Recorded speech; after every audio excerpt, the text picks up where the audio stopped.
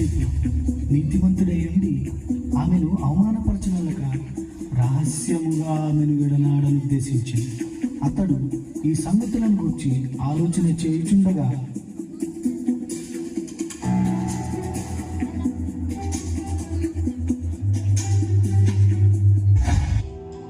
దావీదు కుమారుడైన యోసేపు, నీ భార్య అయిన మరియను చేర్చుకొనుటకు భయపడకుము. ఆమె గర్భము ధరించినది పరిశుద్ధాత్మ వలన కలిగినదే. ఆమె ఒక కుమారుని కలడు.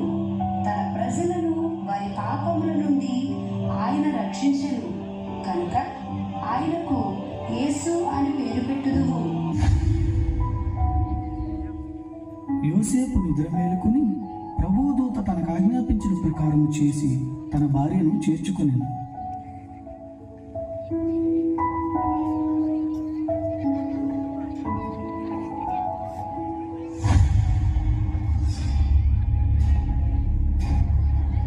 ఇందు మూలముగా 50 మంది ప్రజలకు తెలియజేయమనగా ప్రజా సంఖ్య